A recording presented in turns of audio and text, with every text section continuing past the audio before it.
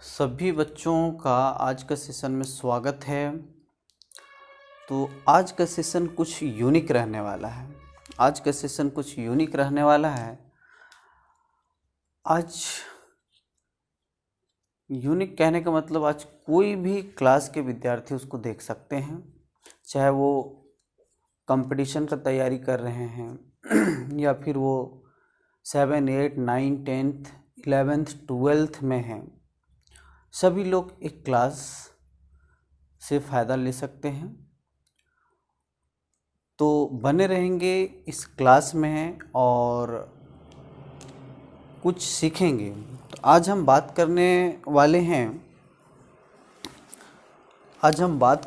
हैं उस सेशन का नाम है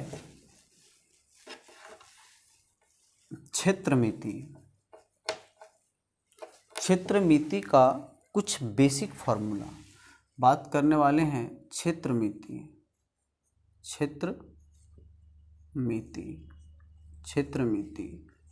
जिसको मेंसुरेशन कहते हैं। मेंसुरेशन कहते हैं क्षेत्रमिति। तो क्षेत्रमिति तो आप लोग को पता है कि बहुत अपने आप में एक बहुत बड़ा चैप्टर है, लेकिन आज हम इससे कुछ पॉइंट उठाए हैं जो हर एक एग्ज़ाम में पूछे जाते हैं, इससे रिलेटेड सवाल। तो हम लोग बात करते हैं कि ये देखिए दो पार्ट्स में बढ़ जाता है। एक 2D, एक बढ़ जाता है 2D फिगर, और एक बढ़ जाता है ये 3D फिगर। तो हम लोग पहले 2D फिगर की बात करेंगे। पहला हम लोग बात करेंगे आकृति। देखिए 2D आकृति क्या होता है। 2D आकृति हम पहले भी बोल चुके हैं, सभी क्लास के लिए है, चाहे वो क्लास 6 है, 7 है, 8 है, 9 है, 10 है, सबके लिए ये सेशन लाभदायक होने वाला है, इसलिए आप बने रहेंगे पूरे वीडियो में। तो देखिए 2D आकृति क्या होता है। 2D आकृति पहला हम बात करते हैं 2D आकृति का। तो 2D आकृति पहला है स्क्वायर। पहला क्या है? पहला 2D आकृति के अंदर आ जाएगा स्क्वायर है ना। स्क्वायर मतलब इसको बोलते हैं वर्ग, इंग्लिश में स्क्वायर बोलते हैं, इसमें इसको स्क्वायर बोलते हैं। देखिए हम लोग बहुत ज़्यादा डिटेल इसमें नहीं, स्क्वायर के बारे में तो आप लोग सब जान रहे हैं। स्क्वायर में क्या होता है, तो सभी साइड इक्वल होते हैं और प्रत्येक एंगल क्या होते हैं 90 डिग्री के होते हैं। डायगोनल यानी विकर्ण बराबर होते हैं। हम वो सब बात अभी प्रॉपर्टी में हम लोग नहीं घुसेंगे, केवल जो क्षेत्रमिति में यूज है, जो क्षेत्रमिति में प्रयोग है, केवल हम लोग उसी को लेंगे यहाँ पे। तो देखिए पहला बात जो हम लोग लेंगे वर्ग का परिमाप। पहला बात क्या लेंगे? पहला बात लेंगे इसका परिमाप। अब ध्यान से देखेंगे और लिखते जाएंगे। इसका पहला बात लेंगे हम लोग परिमाप। तो इसका परिमाप देखिए, परिमाप क्या बोलते हैं, इसके चारों ओर जो बाउंड्री है ना उसका लंबाई, सभी किनारों का योग।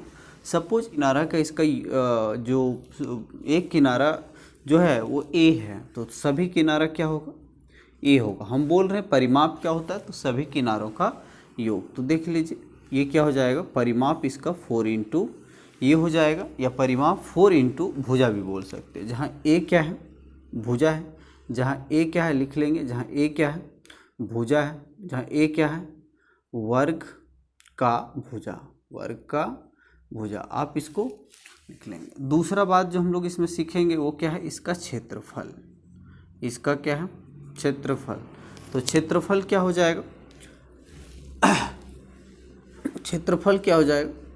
अब पहला भुजा गुना दूसरा भुजा मीन्स ए स्क्वायर। मीन्स क्या हो जाएगा ए स्क्वायर। ये हो जाएगा वर्ग का क्षेत्रफल। एक फॉर्मूला हम इसमें और बताने वाले हैं, देख लीजिए।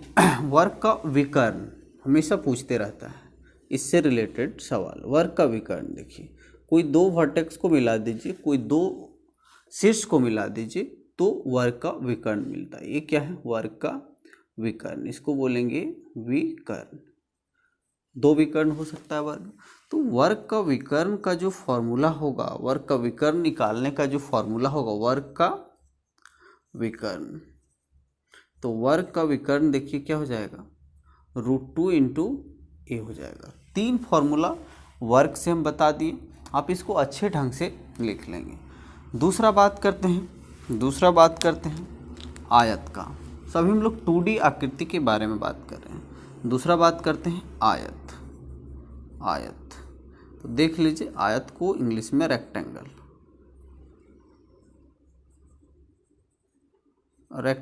बोलते हैं। देखिए रेक्टेंगल होता क्या है, ये वर्ग के जैसा ही होता है, लेकिन वर्ग में क्या था, सभी भुजा बराबर था।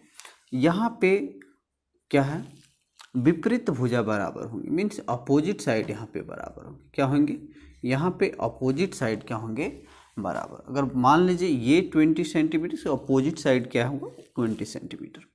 अगर ये 10 सेंटीमीटर है तो ये भी क्या होगा, 10 सेंटीमीटर। इससे भी रिलेटेड हम लोग जान लेते हैं कि इसका परिमाप क्या होता है, इसका क्षेत्रफल क्या होता है और इसका विकर्ण क्या होता है। तो परिमाप पहले लिख लेते हैं, इसका परिमाप। तो परिमाप क्या हो जाएगा, सपोज इसका अगर इस भुजा को L बोल दें और इसको B बोल दें, तो ये भी L और ये भी B, क्या बोले कि विपरीत भुजा बराबर होते हैं, ऑपोजिट साइड क्या होते हैं, बराबर होते हैं। तो हम क्या बोले, परिमाप क्या होता है, तो सभी भुजाओं का योग। देख लीजिए, 2 ठो लंबाई और 2 ठो चौड़ाई, तो क्या हो जाएगा, 2 गुना L प्लस B हो जाएगा इसका परिमाप। इसका क्षेत्रफल क्या हो जाएगा, क्षेत्रफल देख लीजिए, इसका क्षेत्रफल क्या हो जाएगा, जो क्षेत्रफल हो जाएगा पहला भुजा गुना दूसरा भुजा, यानी L इंटू B। और इसका देख लीजिए, इसका विकर्ण हम लोग इसको बोलेंगे विकर्ण। देखिए ये विकर्ण जो है ना, ये आयत को 2 समकोण त्रिभुज में बांट देता है। जैसे यहाँ पे ये भी विकर्ण ये वर्ग को 2 त्रिभुज में बांट दिया था, वैसे ही यहाँ भी क्या है, 2 समकोण त्रिभुज में बांट दिया। और यहाँ से इसका विकर्ण का लंबाई हो जाएगा, यहाँ पे इसका विकर्ण बराबर क्या हो जाएगा, √L² और प्लस B² हो जाएगा। इससे फॉर्मूला से ये विकर्ण मिल जाएगा। पाइथागोरस लगा देंगे, आराम से मिल जाएगा। अगला बात करते हैं हम लोग, अभी हम लोग 2D आकृति के बारे में बात करें, उसमें से वर्ग का बात कर लिए, आयत का बात कर लिए। अब ध्यान दीजिए, हम लोग बात करते हैं 2D से रिलेटेड ही, हम लोग बात करते हैं 2D से रिलेटेड ही समांतर चतुर्भुज।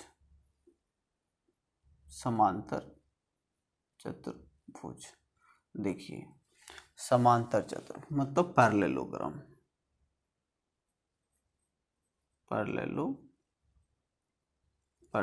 देख लीजिए, ये होता तो आयत के जैसा ही है, लेकिन आयत नहीं होता है। आयत होता तो आयत के जैसा ही, लेकिन आयत नहीं हो। फर्क क्या है, आयत में सभी कोण 90 डिग्री थे, इसके सभी कोण 90 डिग्री नहीं होंगे। इसमें भी आमने सामने की भुजा क्या होगी, बराबर होगी, है ना। इसको हम लोग इसका ऊंचाई कहेंगे, हम लोग इसको क्या कहेंगे, इसका ऊंचाई कहेंगे।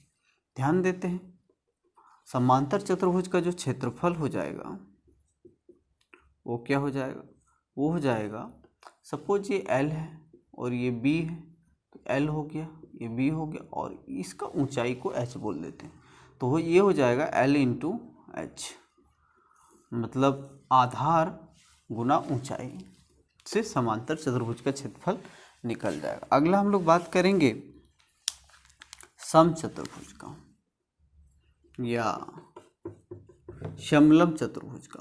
अगला बात करेंगे समलंब चतुर्भुज। देखिए समलंब चतुर्भुज क्या होते हैं,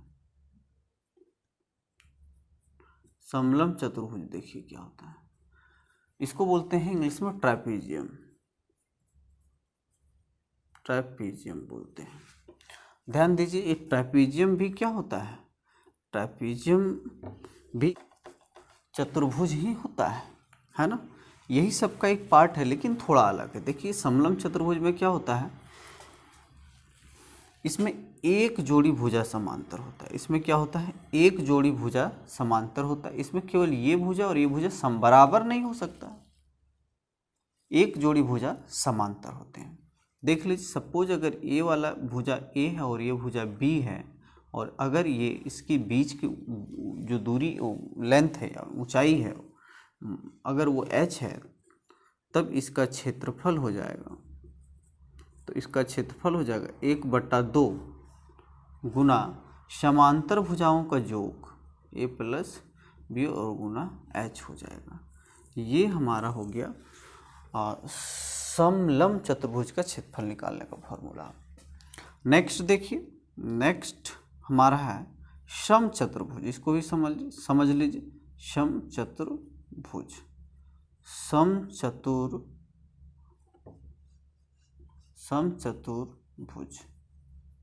सम चतुर्भुज देख लीजिए, इसको बोलते हैं रोम्बस, इसको बोलते हैं रोम्बस। ये देखिए ये बिल्कुल वर्ग के समान होता है लेकिन वर्ग नहीं होता है। इसमें भी चारों का चारों भुजा क्या होता है, समांतर, समांतर भी होता है और बराबर भी होता है। वर्ग और इसमें अगर असमानता देखें तो एक ही चीज़ है, वर्ग का सभी भुजा 90 डिग्री का था, सॉरी सभी कोण 90 डिग्री के थे। इसमें वैसा नहीं है। इसका विकर्ण, इसका विकर्ण को हम लोग ऐसे रिप्रेजेंट कर देते हैं। अब देखिए समचतुर्भुज का, समचतुर्भुज का जो क्षेत्रफल होगा, समचतुर्भुज, समचतुर्भुज का क्षेत्रफल क्या हो जाएगा, 1/2 d1 इंटू d2, जहाँ पे d1 और d2 क्या होगा, d1 एंड d2 क्या होगा, d1 और d2 क्या होगा, विकर्ण होगा। यहाँ पे क्या होगा, विकर्ण है। यहाँ पे क्या है, विकर्ण। आप इसका स्क्रीनशॉट लेंगे या फिर एक बार लिखने की कोशिश करेंगे। हम लोग चलते हैं कुछ और 2D आकृति में। ये बहुत इम्पॉर्टेंट फार्मूला है, कोई भी कंपटीशन में आपको पूछेगा 7, 8, 9 के लिए बहुत इम्पॉर्टेंट है, इसलिए आप इसको हमेशा रिमाइंड रखें। कुछ और 2D आकृति है उसको हम लोग देखते हैं। तो नेक्स्ट है हमारा त्रिभुज, नेक्स्ट हमारा है त्रिभुज, त्रिभुज मतलब ट्रायंगल। देख लिए पहले हम बात करते हैं वैसा ट्रायंगल जिसका ऊंचाई दिया हो, वैसा ट्रायंगल जिसका ऊंचाई दिया हो, मान लो h और आधार b है ना। तो त्रिभुज का क्षेत्रफल, त्रिभुज का क्षेत्रफल क्या हो जाएगा, 1/2 और आधार मतलब b, ऊंचाई मतलब h, 1/2 आधार गुने ऊंचाई। लेकिन कंडीशन क्या है, यहाँ पे ऊंचाई भी होना चाहिए और ये आधार होना चाहिए, तभी हम लोग इसका क्षेत्रफल निकाल सकते हैं। केस 1। दूसरा, मान लीजिए कि अगर समबाहु त्रिभुज है, मान लीजिए वैसा त्रिभुज है जिसका तीनों भुजा क्या है, बराबर है। इसका क्षेत्रफल क्या हो जाएगा, समबाहु, समबाहु त्रिभुज का क्षेत्रफल देखिए ये क्या हो जाएगा, ये हो जाएगा √3/4 इंटू भुजा जो भी दिया है उसका स्क्वायर लगा दीजिए, तो ये हमारा निकल जाएगा समबाहु त्रिभुज का क्षेत्रफल। लेकिन अगर तो दो तरह का, एक त्रिभुज में अगर ऊंचाई और आधार दिया है तो आप क्षेत्रफल निकाल सकते हैं। दूसरा त्रिभुज अगर तीनों भुजा बराबर हैं यानी समबाहु त्रिभुज है तो आप उसका क्षेत्रफल निकाल सकते हैं। अगला है कि यदि विषम बाहु त्रिभुज है, ना ही समबाहु और ना ही विषम ना ही समबाहु और ना ही वैसा त्रिभुज जिसका आधार ऊंचाई दिया है, ये है हमारा विषम बाहु त्रिभुज। ये हो गया समबाहु, समबाहु त्रिभुज, ये हो गया विषम बाहु, विषम बाहु, विषम बाहु त्रिभुज। देखिए इसमें तीनों का तीनों भुजा क्या होगा, अलग अलग होगा। तीनों का तीनों भुजा क्या होगा, अलग अलग होगा, है ना। इसका क्षेत्रफल देखिए क्या होगा। इसका अगर क्षेत्रफल निकालना है तो इसको हीरोन सूत्र से निकाला जाता है। s into S minus A, S minus B, S minus C, जहाँ s बराबर क्या होता है, a plus B plus C by 2 होता है, और a, b और c क्या होता है, त्रिभुज की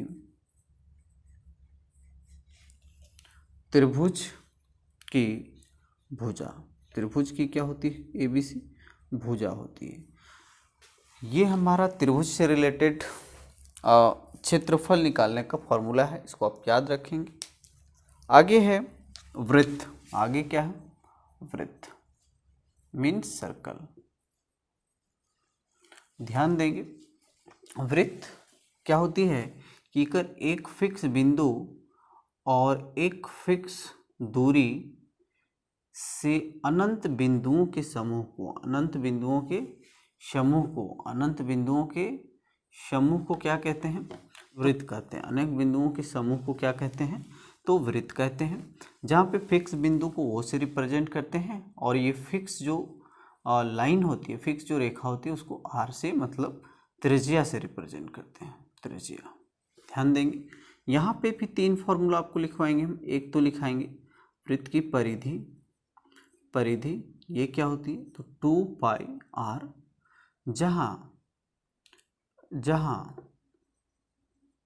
जहाँ आप pi is equal to 22/7 use कर सकते हैं। पाई इज इक्वल टू 22/7 और आर क्या होती है, त्रिज्या होती है। आर क्या होती है, त्रिज्या। किसका त्रिज्या, तो वृत्त का त्रिज्या। दूसरा इसका आप क्षेत्रफल भी निकाल सकते हैं।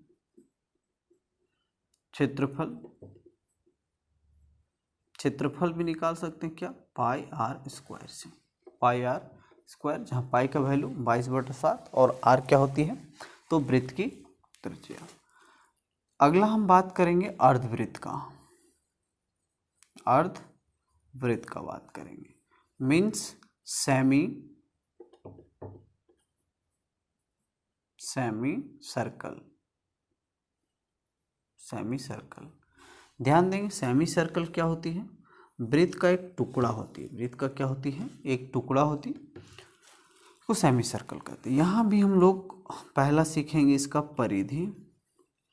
तो यहीं पे लोग गलती करते हैं, कि वृत्त का परिधि 2 पाई आर का आधा लिख देते हैं पाई आर। क्या लिख देते हैं, पाई आर। तो पाई आर लिखने से गलत हो जाएगा ना। पाई आर मतलब यहाँ से लेके यहीं तक हुआ, पाई आर यहाँ से लेके यहाँ तक होगा। जबकि परिधि बोलते हैं सभी किनारों का योग, तो यहाँ से लेके यहाँ तक और ये भी तो होगा, तो प्लस डी हो जाएगा। प्लस क्या हो जाएगा, डी मतलब व्यास। आगे इसका क्षेत्रफल क्या हो जाएगा, तो पाई आर स्क्वायर बटा 2। ये हो गया अर्धवृत्त का क्षेत्रफल। तो आई होप कि आप सब अच्छे से, ये बेसिक फॉर्मूला था लेकिन है बहुत इम्पॉर्टेंट, तो एक बार आप इसको ज़रूर रिमाइंड करने की कोशिश करेंगे। और नेक्स्ट वीडियो में हम लोग बात करेंगे 3D आकृति से रिलेटेड, मतलब हम लोग 3 विमाओं वाले आकृति से हम लोग अवगत होंगे। आज के लिए इतना ही। Thank you.